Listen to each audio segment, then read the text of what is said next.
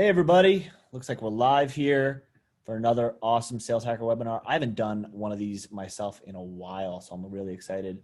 We got some incredible guests for you. We got an incredible show for you. Before I get into any of that, we're going to give people some time to trickle in here. So Alex, why don't you hit them with the polls real quick, and let's see who we got here. So what is your role? If you can just click a little radio button for us, that'd be fantastic. Let's see what we got here. Give it a couple more seconds.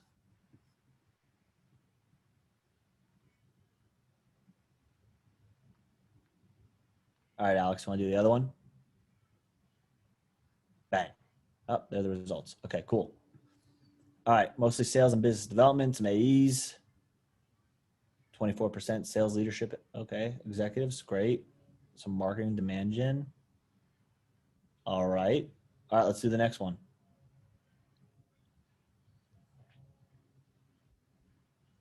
Are you selling with an account-based strategy? Give you guys a couple seconds on that one.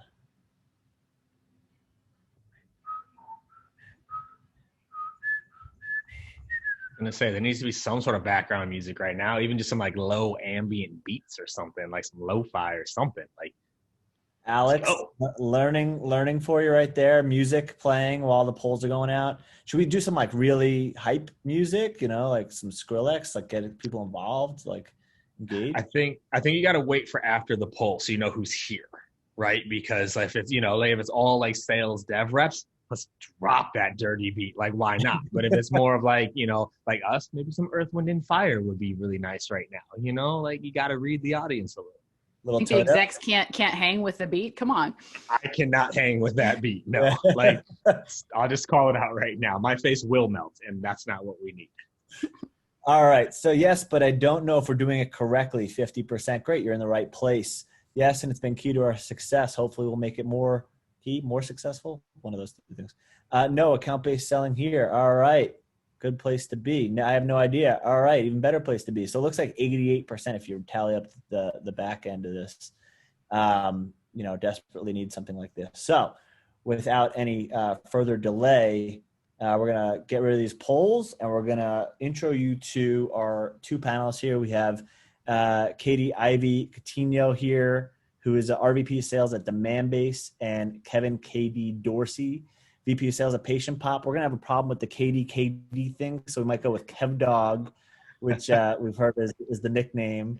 Funnily enough, Katie Bear is the other nickname, except we're not going to go with Katie Bear. We're just going to go Katie. And thanks for steering through that one.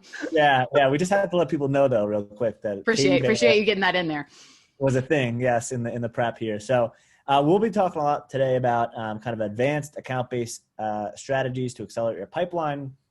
And before we get too deep into everything, I want to let KT tell us a little bit about what ABS is and give us that 101 level breakdown. So why don't you drop some knowledge on us? Sure. Great place to start, even more so after seeing the poll, that there's definitely a good mix, but some folks that certainly acknowledged either not sure if we're doing it right or not doing it at all / don't really know what it is. I'll start with saying that, ABS is what we're going to refer to it today. It's just account-based selling. You hear account-based marketing and account-based selling used interchangeably a lot.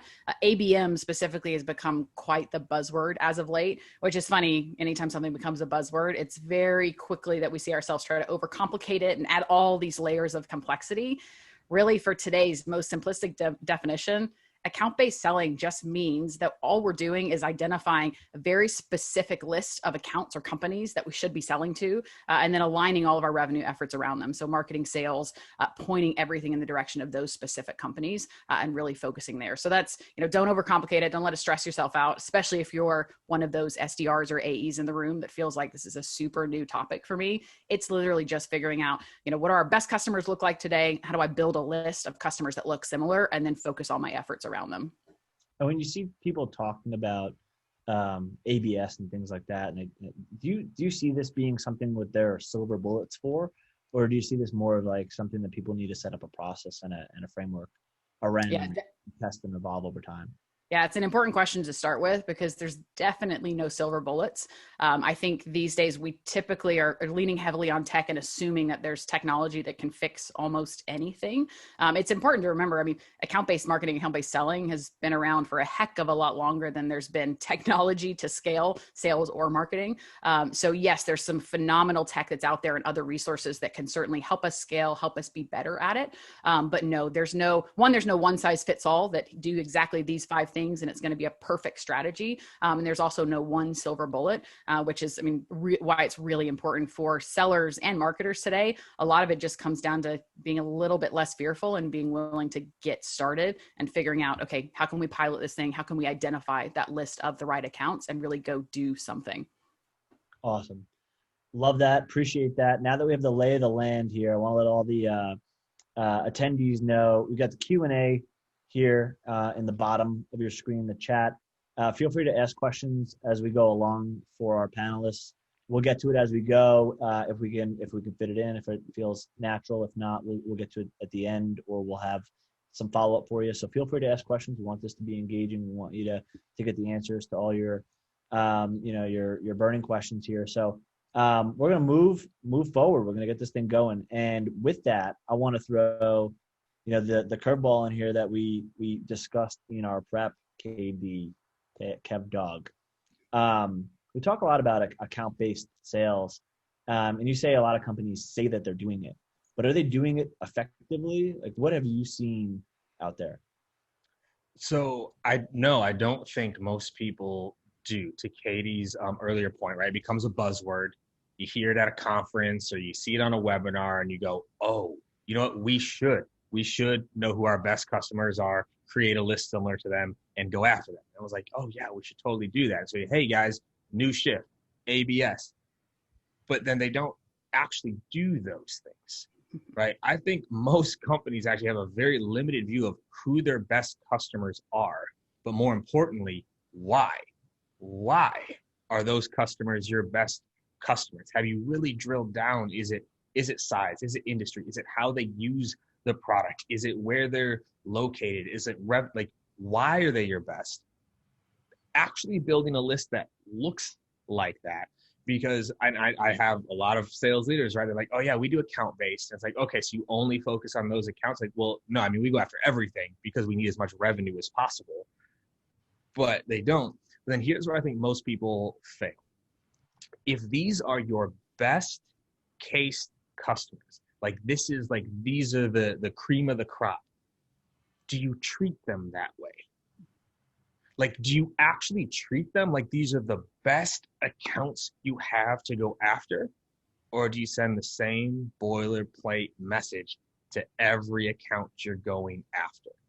That's where I think most people miss. If I said, these are your best accounts, these are the Glenn Glary Ross leads, if these are the leads that are this is what's going to do everything, templated emails, no phone calls, social so no, that's where I think people go wrong. It's okay, you identify the accounts, great, you think they're your best fit, great, but are you treating them that way? And I don't think most people are. I really don't.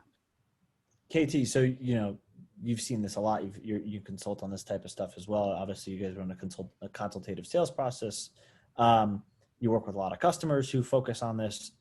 What are you seeing are best practices here then? If people aren't personalizing, if people are picking target accounts, but they're not getting personalized about it, how do you do this at scale? Yeah. So is scale not a thing? I think that there's a balance, certainly depending on the role that you're in and the expectations that are being set for you from the highest levels. There's always going to be some need to balance. But Kev Dog made a really, really good point in terms of kind of areas where we do the first little few pieces correctly. And then we're making everything else, just sort of assuming that we can automate our way to success with this, highly cultivated list of accounts. And it really doesn't work that way. There's so many companies. And this is why, alignment from a sales and marketing perspective is really, really important. Because if you're an SDR leader or a leader of account executives, and the primary metric that you're driving and pushing towards is volume, then you're not executing an account-based strategy. Like, there is no way for your reps to do this stuff really well if they're getting hammered for more dials or more emails. That doesn't mean that there's not an opportunity and, a place for both. But I mean, to Katie's earlier point in terms of, I've selected that account, I figured it out. I mean, this is usually for those reps in the room that maybe are very new to the strategy. The first piece of advice I would give you is block out 4 hours in your day, take a good hard look at your territory, regardless of the size. But literally, the best salespeople out there think like CEOs. They act like business owners. So take a look at that territory and figure out, okay, what in here looks exactly like those best customers that we've identified?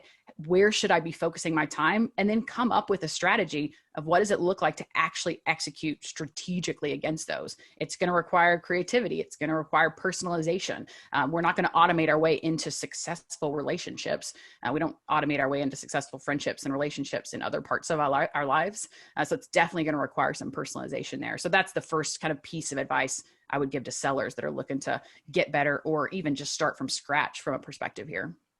And for the leaders in the audience or the sellers who are going to complain to their leaders with this information, what do you think is the right number of accounts that each rep should have? Because what I see, I guess, from my perspective is you guys are talking about how this only scales so much, or like you can't just give somebody 150 target, like one person 150 target accounts, right? They can't go and add the level of personalization they need to really run a successful sales process from an account-based standpoint, right? So what is that number?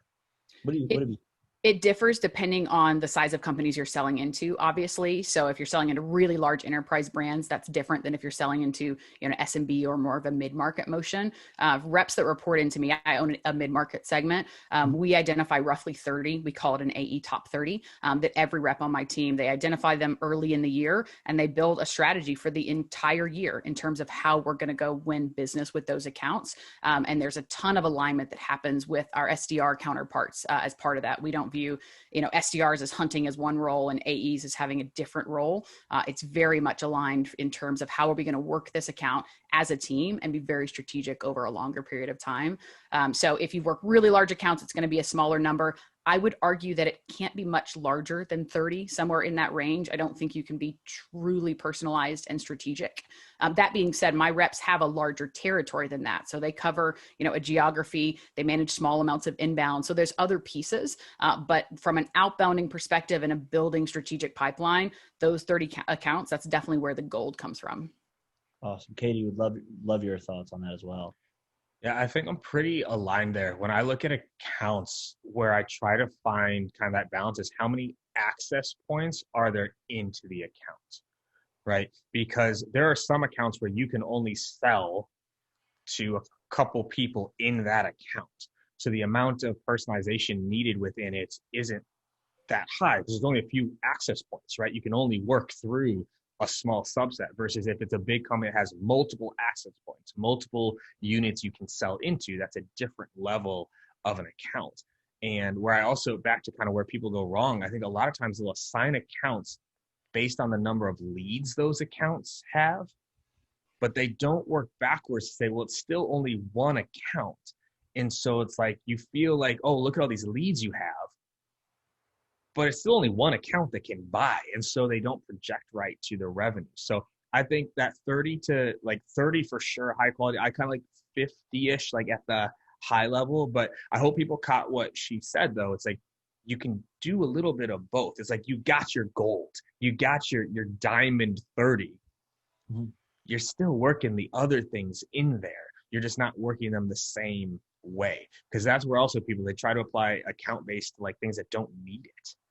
It's like, dude, it's a 10-person company. Like, why are you building an annual plan on how you're going to strategize into this, right? So I think that's the key, is how many access points are there to actually sell into? And that helps, I think, drive the right number of accounts. And Max, one other piece that I think is important to your earlier question in terms of, does it scale? Can you do both? I think that Katie made a really important point that yes, you can absolutely do both. It's about figuring out that gold. For me, it's from there about, what things can we do against those accounts that can then be replicated further? So I may have a very specific type of a software company on that list, and I do a ton of research and I spend a ton of time figuring out how to personalize. What does that need to look like? What's my long-term plan in terms of execution?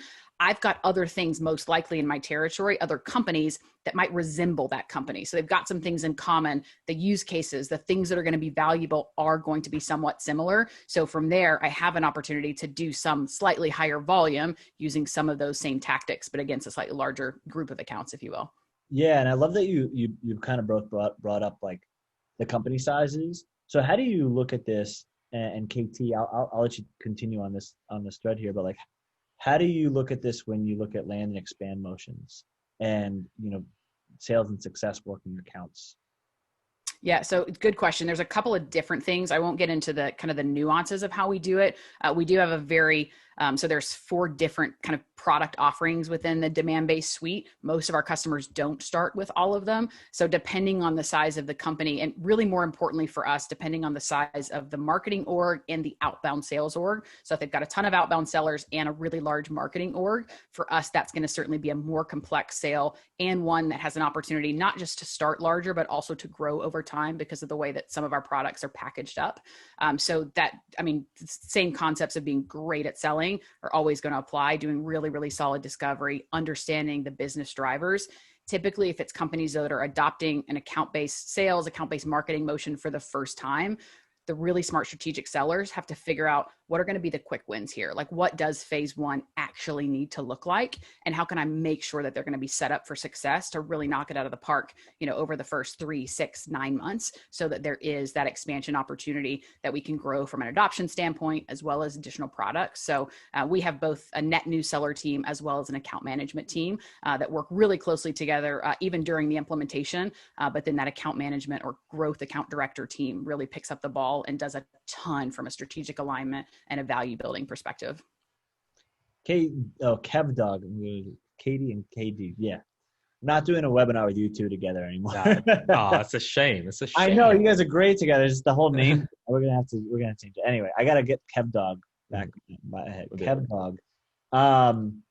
Where was I going with this? Kev Dog, what so from a sales and success standpoint, what do you guys do? Do you have accounts that you guys land and expand in? And then the other question I wanted to ask you, kind of also about an organization structure standpoint, is you've got AEs and SDRs. They're not full cycle, right? Separate? No, my AEs prospect. So I have different layers of AEs, but all my AEs prospect. The different levels are to determine how much extra support you get. Okay, so let's go into that with you then. I want to understand kind of like your pod situation, so AEs and SDRs, and the AEs that do prospect. Are there full cycle AEs when you do an account-based program? How do you have it set up at your organization? Yeah, so we do PBS, right? Practice-based selling, because we sell into private practices, right? So I got a whole new acronym for y'all. It's not ABS, it's PBS now. So it's very similar, and this is something where also too people tend to think that ABS or ABM is only for big companies, right? I'm selling into very SMB sized companies, but we still focus at the practice level, right? And so reps work a practice, and there's multiple doctors at the practice that they can reach out to try to break through and set up like the sales motion there, right? And so I have SDRs that are prospecting, I have AEs that are prospecting, and I have AEs that are getting support from SDRs, and they'll do some of like that pass back and forth, right? Of like, I'm going after like this bigger one here. I've already reached out to these 2 to 3 doctors. Can you do this, right? And we store all the practice information in Salesforce so we can leverage those notes and go through it. So that's kind of how we structure it, is like it's a practice. Because also, if we were like just, call it like lead based, if one doctor says no at a practice, can we still sell to another doctor? We can sometimes, unless it's like the decision maker doctor, which is always tricky to find. Like, just doctors are doctors. They don't have these titles that make it easy to figure out. Like, they're all general surgeons. Which one makes the decision about their practice, right? But you find the one that says no, now that practice is done, we can't sell to anyone else in that practice because the practice is the one that ends up buying it. So that's how it's structured. I have my AEs will prospect, but then they have different levels of support, and we target the practice a lot. Like I think, Katie and some of the people listening target an account. Awesome. All right. So I want to shift gears real quick. Also, quick reminder, everybody, we're taking questions as we go, also at the end. So if you have things that you want to bring up, definitely feel free to ask them in the chat, the Q&A section, what have you here. I want to talk a little bit about how things have changed. And I don't want this to be another here's the COVID, conversation or whatever, here's send more empathetic messaging. That's the only thing. Okay. No, I want to talk about how things have changed. The world has changed. Everybody is remote. It's not even inside. They're remote. They're not in the office. They're at homes, what have you. So, the field is gone. We don't know when it's going to come back. And, one of the things that I think I had brought up in our prep here and a conversation that we had that was pretty awesome, I think, was around what are the things that have changed. For me, one of the biggest things that have changed was the ability to build trust and rapport is so much harder now that you can't meet somebody at a conference. You can't meet somebody at their office. You can't have people come to your office. You can, shaking hands with somebody, having a smile, a face-to-face, that serendipitous experience over a coffee or a juice or whatever at a conference, or coming by the booth isn't happening. So what are some of the things that have changed to in your programs, and in the ways that you've maybe shifted customer communications since March? And maybe March to June was one phase, and since June. So what's going to carry out for your organizations from now and, for a while, who knows when? That's the question. Kev Dog, why don't you take a swing at that first? Yeah. So I think, this is, I think, a good example of, earlier when you're saying most people don't do account-based selling the right way, is like when, yes, things have changed, but where a lot of people didn't focus is how things changed for their accounts. How has the account changed? How have their problems changed? Back to Katie's example, how have your best customers changed? How they use your product? What are the new problems that they're facing? Right? That's how account selling should work, is you have a good understanding of your accounts and what their world is like. And so that's one area where it's if you haven't done this exercise yet, you need to go talk to some of your best customers and find out what's changed for them. Before you know what you can change with your org, you need to know what has changed in the world you're going after, right? So I think that's the first place, is getting a better understanding of how things have changed for your prospects, because we focus inward so much, right? And people are just blasting, we need more activity, more emails. And it's have you paused for 1 second to think about what's changed in your prospects world? So that's one area to reconnect. But then it is getting a little bit creative, right? So you just mentioned a few things that you can't do anymore, right? You can't shake a hand. You can't, go out for coffee. You can't grab a drink. You don't get to do the hug or the high five, right? I'm a hugger and a fist bumper, man. My team knows that, right? You can't do those things anymore. But I'll challenge this, anyone that's listening. When's the last time you really sat down and for 2 hours you said, how could I build trust? Actually just sat down and said, how could I build trust with my prospects now that I can't do that? What worked in person? What could I carry over digitally? What could I try, right, to build rapport? It's people actually it's one of these hard situations where you have to slow down to speed up sometimes. And people are trying to move so fast to try to make up for what was lost or try to keep on pace, that if you slowed down just for a second and said, well, could I send them coffee? Could I send them coffee for a meeting? There's this thing called Postmates and Uber Eats. Could I send them a truly personalized gift? Could I, it's just taking the time to slow down for a second and say, how can I build trust? And the last part about this with trust and rapport, by the way, the easiest way to build trust and rapport is to be an expert. Know your stuff, know it, right? So that's a big thing for the SDRs that were on here. You got to level up a little bit, because if you call me and your first question is so what are your goals this year? I'm out. I don't trust you because you clearly don't know what you're talking about. So leveling up there too to know your prospect, I think is a big key to this. Awesome. Yeah, I think that's so important. And I mean, the piece that I would, I guess, add to Kev Dog's comment there, leveling up, I think is always been important, but definitely over the last 6 months, it's almost like the stakes have gone up, the pressure points have increased, and there's lots of different ways that we can react within that. One thing that I have noticed with some of our most successful customers is that companies that were already doing a really, really strong job at account-based selling, they were doing strategic account planning, they were understanding those ideal customers, they knew what those looked like, they were good at storytelling, they were good at weaving in what their best customers were doing and tying that in to the prospects they were pitching. Organizations that already had a really good playbook and a framework and reps that were already strong at that are just thriving in this environment. And yes, there's going to be headwinds, and depending on the industry that you're selling into and some of the nuances, there's challenges that we're all facing. But I feel like over the last, 3 to 6 months, I've definitely seen individual AEs, SDRs really blossom and emerge. And it's typically those ones that already were thinking strategically. They were thinking creatively. They were thinking about their prospects and their customers as human beings.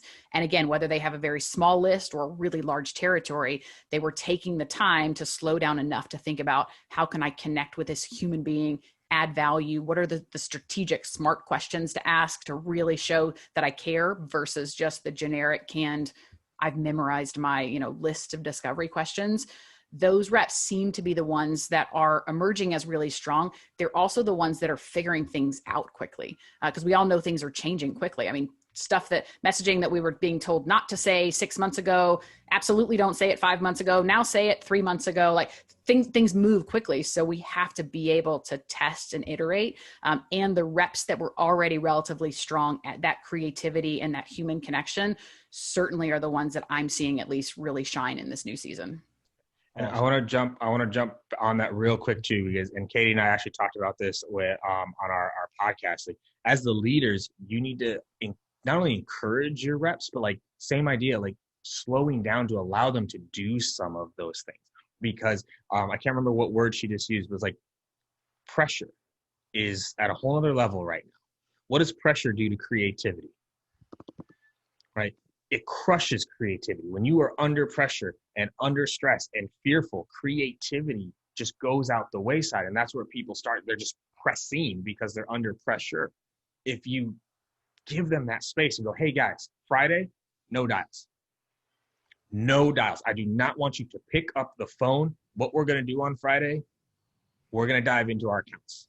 We're going to update our messaging. We're going to clean things out. We're going to make sure you know what you're going to do next week with your accounts. Like, I want you, again, to slow down so we can actually go get that. Because if you're a leader and you're just pressing on your team, you're not going to get those strategic ideas. And especially from the people that weren't already doing it, right? Because they're just going to press harder. So I think that's very important as a leader, is to like allow them that space and to say, hey, I'm encouraging you. It's okay to take a step back so we can take 2 steps forward.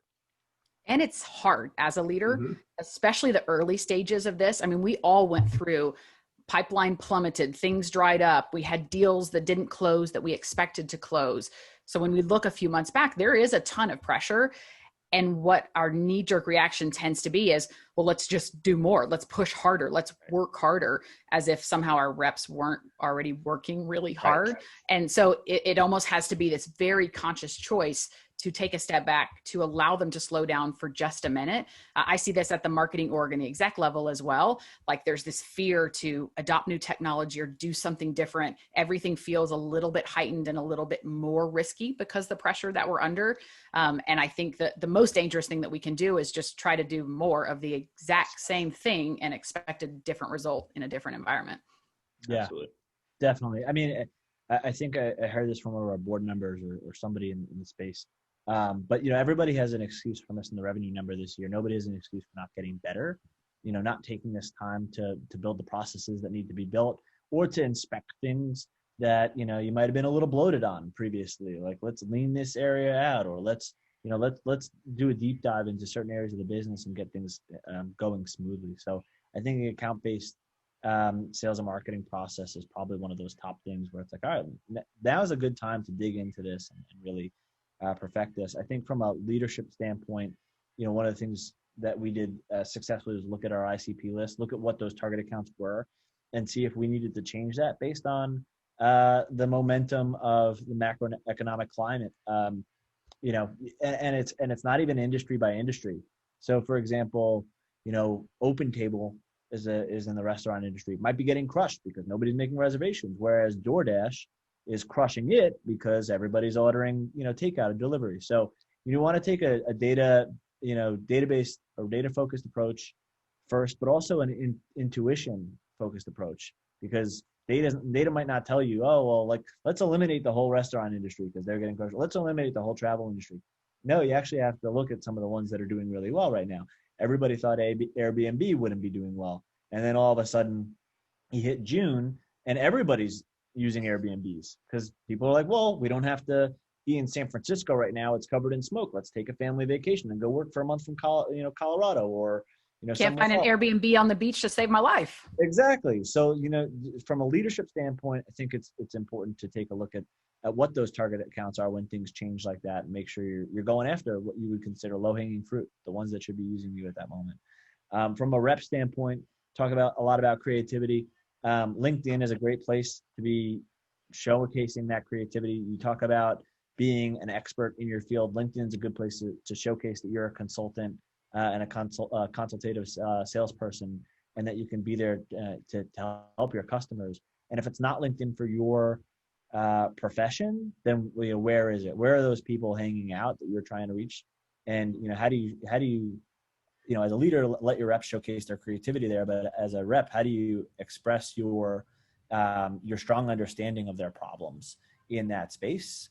I think that's really important. And then the other thing that we focused on was in a big way, referrals. So if you can't be somewhere where you shake somebody's hand, build a rapport, build trust, then what's another way to do that? Well, pre-built trust is great. If KevDog introduces me to, I still can't believe I'm saying that on a webinar. If KevDog introduces me to somebody else, I come with pre-built trust because Kevin is a good man, and if he is willing to vouch for me to somebody else, then like they already know that, okay, I come more highly regarded than somebody out of the blue, right? So those are some of the areas that we've looked from in our account-based model of saying, okay, how do we arm our reps with as much as possible now that there's no way for them to get face-to-face time or in touch with people? So one thing that I would add there, because we talk a lot about alignment between sales and marketing, but one piece, and we alluded to it with talking about customer sellers or kind of growth, but one piece that I don't think that we talk about enough when we're talking about ABM or ABS is customer success, and how incredibly important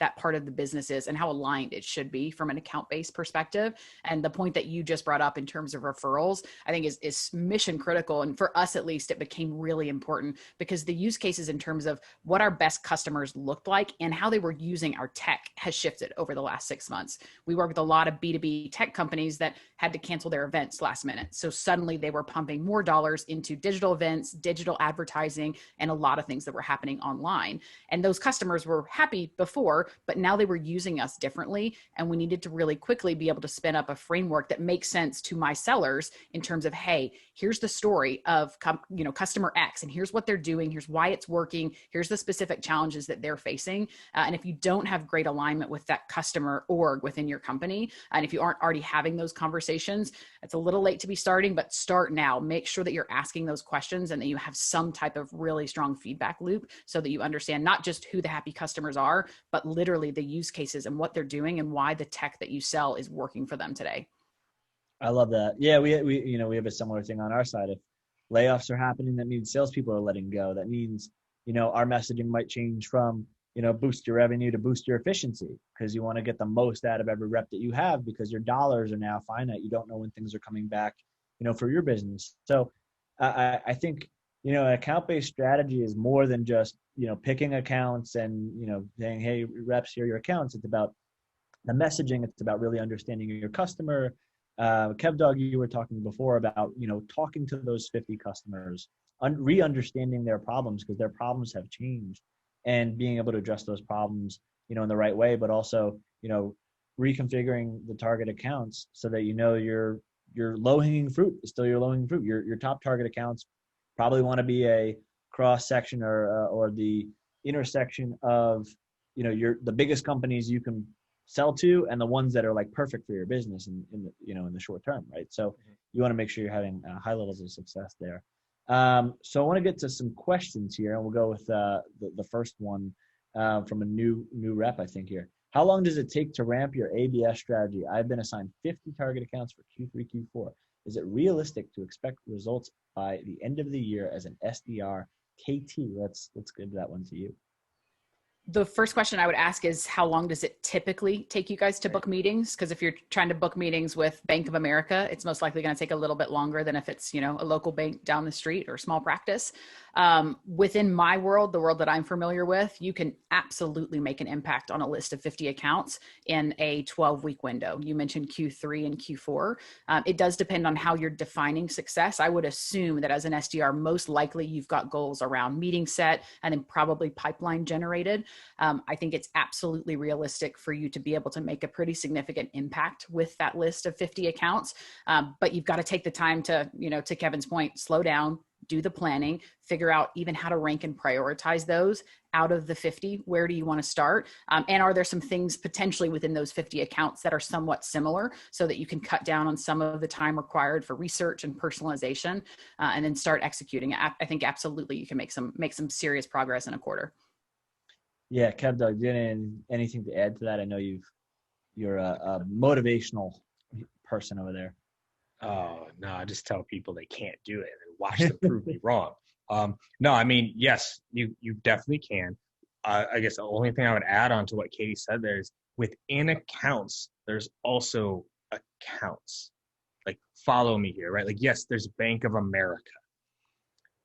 There's going to be segments within Bank of America that are going to be faster moving than others. This is, again, the attention to detail within your account. Where do you have your best shot to break through? Where do you have your best shot to get started? Because it's also what happens. People trade accounts the same all the way through. There's probably segments within that account that you have your best chance to get through. Start there. Like, do your strategies around there so you're focusing on the faster moving segments or the places you can break through faster versus tackling it all at once. So that'd be the only thing I add is, like, within that account, where's your best shot? Who are your best ins? Who are your best ways to get there? Focus there. I love that as rep advice too. It's, the Abraham Lincoln quote. It's like, give me 6 hours to chop down a tree, I'll spend 5 hours sharpening the axe. Mm-hmm. It's one of those things where, if you get your 50 accounts, first time SDR, whatever it is, what does your time look like? Are you spending your time up front to really understand those accounts, to really understand, like, who's in those accounts, what messaging is going to, what are their problems, what are all those things before you go and attack, for lack of a better word. So what are you doing right now? It's September 15th or 16th or one of these days. Lost track of time. Middle of September. You got what, 3-4 months left? What are you doing right now? Putting in the work, maybe take a Saturday, 4-8 hours, whatever it is, to go research the accounts, build out those plans, understand, what questions you want to be asking and what your plan of attack looks like, and then go get it done. I think that's a smart way to do it. And the fact that you're on this webinar is a great first step. You're eager to learn. If I was hiring SDRs right now, I'd definitely be up for a conversation, because I think, like, showing the initiative to learn about those types of things is really important, and you're gonna get pretty far ahead pretty fast. So good job on that. Let's move to another question here. We're taking questions now. We got them coming in. We've got looks like we've got 4 or 5 queued up here. So KD, Kev Dog, when you know who your ideal customers are, how do you find them? Wait, say that again. When you know who your ideal customers are, how do you find them? I'm wondering if that's a typo, if it was meant to be when you don't know who your ideal customers are, how do you find them? Because if you know who they are, haven't you already found them? I guess I could see it that way also, because it's for example, like, if I'm going after, a lot of these Here we go. marketplaces. He jumped in. All right. Yeah. So how do you find the prospects that match your ideal customers? Okay. Okay.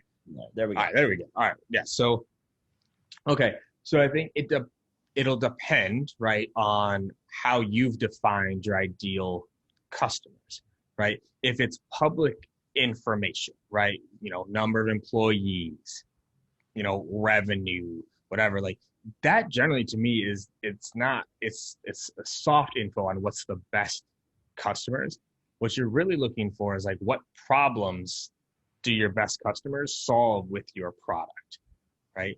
And then you figure out what that is. And then when you go find people, you're looking for people that model that use case, right? So I can even use something like Patient Pop, right?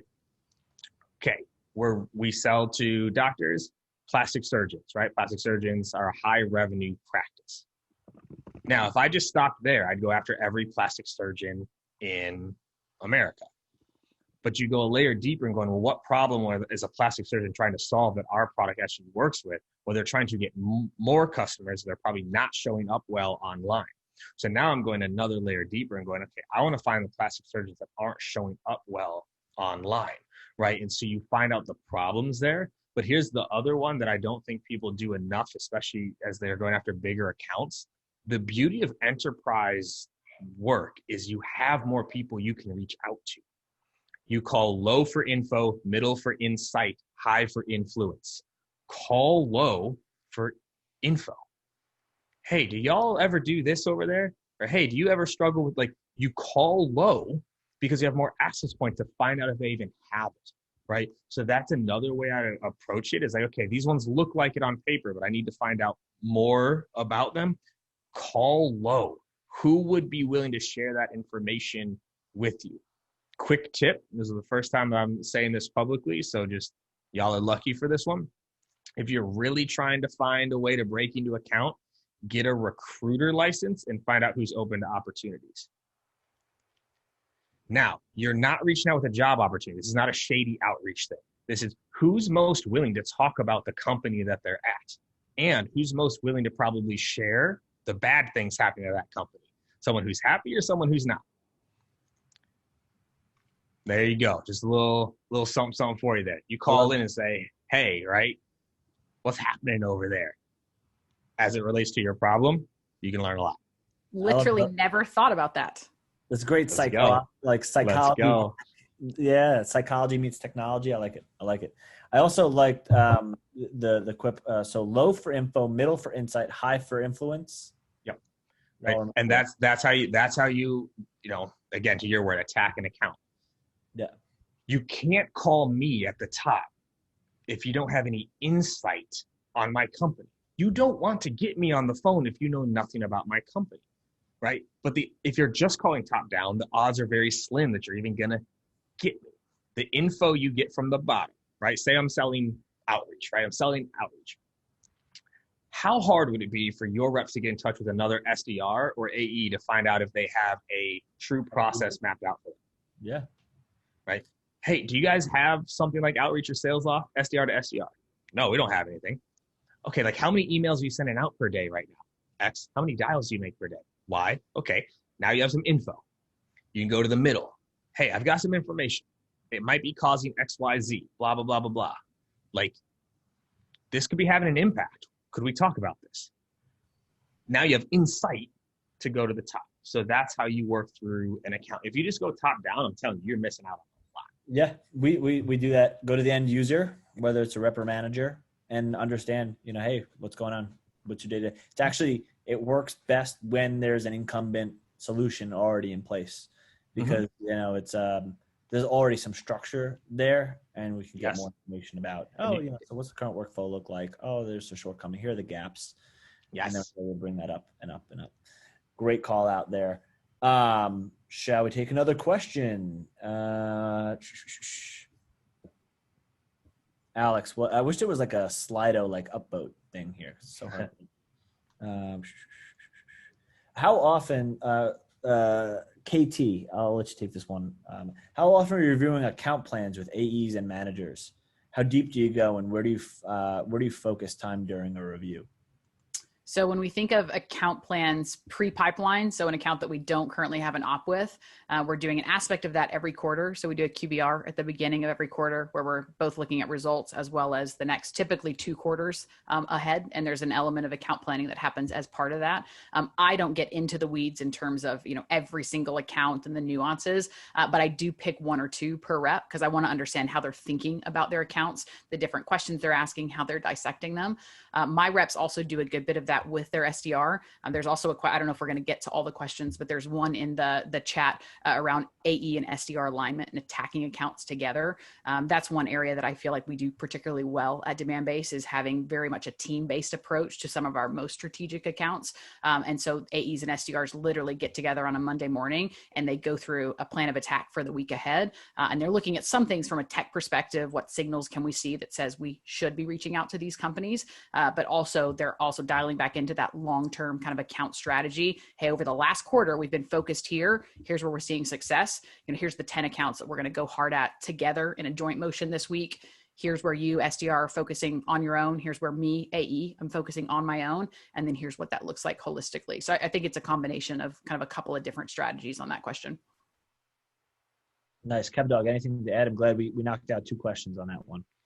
We'll go super tactical here. An email that has a super high response rate is an email sent to the SDR from the AE saying, hey, I really want to talk to Max. Have we had any luck getting in touch there? And the SDR forwards that to the prospect and says, hey, like my director specifically asked me to try to get in touch with you. And so then people can see the below email and it just makes it feel like, whoa, like, okay, it's just something not a lot of people do. So there you go. Awesome. Cool. We got time for a couple more questions. We have 4 queued up here. So if you guys have any more, make sure to put them in the Q&A section here. I got to read. These are chunky questions here. What are the biggest challenges you're seeing your field sellers calling on large enterprises adjusting to these times where they cannot have those rapport building face-to-face experience mentioned? What are best recommendations you have for reps adjusting to this change and now selling remote only? Thanks. This has been a super helpful session. Either of you want to take that, have some good stuff to add to that, or I can take it, whatever you guys want to do. I can jump super fast on this, because I've only ever done inside, right? Like this is my world, right? All my teams have been inside. Now at Patient Pop, I have a field team as well that did have to come in, but I actually didn't understand or realize it was going to be that big of an issue because we've been building rapport and trust digitally for the past 10 years. So it wasn't even something that I was like, oh shoot, how do you do it remotely? It's just, this is how you do it. You're intentional with it. This is why we've seen a lot of success with video during this time with everyone remote, because when you're sending videos, you can control the tonality, right? Like you send an email, you can't control the tone that it's read in. Video, you can control how they convey it. So for your field reps that, can't do it, I'll circle back to what I said earlier. It's take some time to think what actually builds rapport, what actually builds trust. It's not that you met at the conference. That doesn't build rapport. Max, how many conferences have you been to? Oh, how many people have you met? Yeah, lots. Just because you met someone face to face, I meet people I don't like all the time. So that's not what did it. Think about what actually builds rapport, right? It's familiarity, it's trust. There's some similarities there. It's insight, it's knowledge. It's also getting them to talk about themselves, right? It's the same, value. right? You deliver value, Are you teaching me something? Are you giving me something that's making my life more valuable? So, to your points before about being a consultant, are you teaching me something? Our marketing team did a really great job of turning around some of the events. So now you can't go to the Golden State Warriors game and get a box seat for 20 executives and enterprise companies. Okay, what do you do instead? Well, we had a celebrity chef come in on Zoom and we had 20 people there and we sent them all boxes from the Blue Apron or something like that. That's how people need to be thinking, right? You can, but you just have to actually think about it, right? Is it easier to read someone's emotion face to face? Yeah, it is. But you can still do it. Like you can, you just have to pay attention. Yeah. KT, anything to add to that one? I mean, I think you guys crushed that one. The only other thing that's been interesting is seeing, I mean, even to Kevin's point, a majority of my team typically has been inside as well. So we were very comfortable on video. We typically used our video. It's been interesting to watch some more senior sellers that are very accustomed to being only face to face. It was like this very weird thing just getting them to agree to turn on their video. Even more so if the prospect or the customer didn't have their video on. It's like, oh, I'll leave mine off too. Like there's just some really simple things that I think folks that are, historically have been inside have been doing for a long time, that it's interesting seeing a broader group learning how to adopt. I mean, even the things that Kevin mentioned earlier, there's this cool thing called Grubhub. Like there are a lot of things that we can do that replicate in some way what we're accustomed to doing face to face.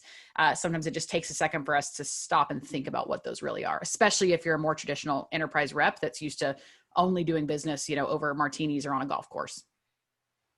Awesome. I want to get to this question because we did not talk too much tech at all. How much time should be spent in strategic account planning versus account-based selling? What are some good tools to automate that process of individual strategic account planning? And I would even add to that, what are the tools of the trade, for a good ABS program? KT, I'll let you. Yeah, I'd love to tackle that one. It's definitely a loaded question and lots we could probably go into from an account-based marketing and account-based selling perspective. The non-negotiables that you absolutely have to have in terms of tech are CRM, marketing automation, and LinkedIn. So that's going to be the core of pretty much anything you do around ABS. I happen to work at Demandbase, and I did that because I think it's hands down the best account-based marketing platform on the market today. So there's some really cool things that you can do outside of kind of just the more traditional LinkedIn marketing automation approaches. In terms of tech, if you are a seller and you don't have access to intent data, that's probably the first thing that I would start talking about internally with my team, with my manager, with my marketing org. It's a very core component of any account-based marketing platform that a company would use. It feels a little bit confusing or complex when you talk about, but it's really as simple as understanding what companies have more intention to buy what I sell because of the content that they're consuming. So if Kev Dog is in the market for ABM, he's someone that someone on my team might be selling to. The first thing that he does as research is not going to be to submit a demo request or reach out to someone on my team. He's going to be out on, Forbes.com or Business Insider. He's going to be reading articles, learning about account-based marketing, account-based advertising. So there's tech out there that will help you as a seller understand, oh, there's someone at Patient Pop that's doing a ton of research around the topics that we sell. Maybe my company, maybe my competitors, maybe other buzzwords that are really relevant. So it can help us as sellers get ahead of the curve. I'm not going to go pitch and try to get a demo day one, but I may, as a seller, reach out and offer to add some values, invite someone to a webinar. How can I build some of that trust and rapport earlier in the process? So I think that's really important from a tech perspective. There's lots of things from there that we can layer on that help from an efficiency standpoint on the sales side of the house, as well as driving that alignment across marketing and sales, but knowing the component of this audience. And I think the core of the question too was, how much time do we spend on each? I think if I remember correct, it was how much time do I spend on strategic account planning versus account-based selling? My immediate response would be they're one and the same. So you can't do account-based selling if there's not a component of true strategic account-based planning and understanding what that company is, who they care about, the individuals within that account specifically. So I don't think that they're one and the same, and I don't think there's a one-size-fits-all answer to that one. I could keep talking about the tech piece, but Kev Dog, anything you would add on that one? Anything I would add would be a distraction and disservice from the gold you just gave everybody. So no, I will pass. Yeah, duly noted. Like, that was perfect. Like what else am I going to say there? Dropping knowledge. Love it. Awesome. All right. Let's see. We've got 2 questions left. So let's see if we can get them both. How do you approach the ratio of AE to the post-sale team to keep that alignment? Or how do you handle the handoff once the sales closed? Kev Dog, you want to hit that? Yeah. So I don't know how well I can answer the first part because it's like how many CS to AE. It's going to come down to how high touch is your CS or account management team? How big are the accounts and how many accounts do they handle? So I don't know. It's kind of hard to tell. Like say one AE can close 4 deals a quarter, let's call it, and 1 AM can probably handle the 20 to 30 accounts, maybe more if they're not responsible for upselling, maybe less if they are. Like, it's kind of tricky there. So I don't know if I can spend too much time on that one. The handoff process, though, that's one area where a few things. So we say ABS internally as well, but we say ABS means always be selling. This is where I think a lot of things go wrong in the handoff. Is this account or these individuals have been getting sold for 4 months, 6 months, however, and then the selling stops. Now it's about onboarding, and you stop talking about the problems. You stop talking about why they made the change. You stop talking about those things. So I think that handoff, it's sales job to enable the CS or the onboarding of what that individual or team is like. What are their goals? Why are they trying to do this? What problems were they trying to solve? Who in our book of business are they most similar to? And in like setting the account management team up with that, and ideally being involved a little bit in the beginning, which I know is always, I don't know if controversial is the right word, but it's like, no, I just need them selling. Like, they can't be involved in that. I mean, churn is everything. And how something starts oftentimes is how it finishes. And if it doesn't start well, it goes off. So that's how I like to make sure we set up the CS team for success. We're providing that sort of insights, but making sure that the selling keeps happening. You made a great choice. We're going to solve these things, right? It's not just about the tech details. I think that's very important. Excellent. Yeah, you guys are on a roll here. Let's see. We've got 3 minutes left. Let's get to the last question. We got one left. Value advice on initial contact, either as a cold prospect or a following up from a customer inquiry at the top. In an initial email outreach, do you build trust pitching the offer value prop transparently, perhaps simplifying with a visual email video cast recording or including a snapshot PDF brochure? And pursue ABS as how you'd appreciate if you were a customer, so they quickly understand the offer as a buyer. So, Kev Dog, I'll let you hit that one first on this one. How is your team figuring out how to reach out with the initial contact? And what is so I approach it, I have like an and mentality. It's not an or, right? So like everything you put there, yes, you're just spacing it out over time, right? So with some accounts, we're leading with videos. With others, it's just plain text. We're always pretty clear with what we're coming with, but we don't talk about our value prop. We talk about the problems they're probably experiencing, right? That's another way to build trust, is if you're like, hey, like I'm talking about you. If you read a lot of our prospecting emails, we don't talk about us until the bottom. It's all about them and what they're going through. And if you're going account-based and doing it right, you should be able to talk about them a lot in your initial outreach, because you did call low. You do have some info. There is some insight. You did read their LinkedIn articles, whatever, right? You want to be careful with attachments, because people don't want attachments from people they don't trust yet, right? So you got to be careful with that. So tip there, make that attachment a link.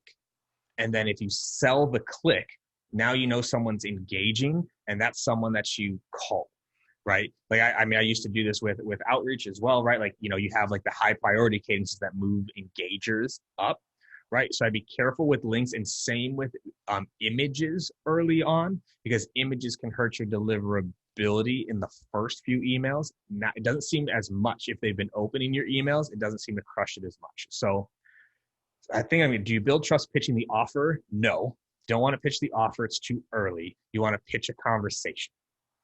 Like, that's what you're trying to pitch, right? Is, can you pitch a conversation to start? That's what we're going for here. And then you go from there. So I hope that answers it in the 1 minute, 37-second window. Anything to add? Yeah, the only thing I would add is the first sentence of your question is really important, because you say a cold prospect or a customer inquiry. An Gotcha. inbound versus an outbound opportunity is going to be very, very different. If you're reaching out to someone that has not said, hey, I'd like to talk to you, then it's a very different approach than if someone has said, hey, I'd like to see your product, or I have these 3 questions. If it's someone that's asking you a question, be direct, get them what they're looking for, minimize friction. It's still the same context in terms of we're absolutely trying to add value. It's about them, not about us, but it's a different scenario than if you're going at something from a cold outbound perspective. Good Awesome. catch. We're at time. Thank you so much to our amazing panelists. Thank you so much to DemandBase, our amazing partner for this webinar. Definitely reach out to them if you have more questions around account-based sales and marketing. 10 out of 10 we got here. Somebody said, a bunch of people said great webinar in the comments. So thanks a lot. Katie and KD, Kev Dog. That's a fun one. One I'll always remember. Thanks for joining us, and everybody, thanks for coming on. Oh yeah. Thanks Thanks, guys. y'all.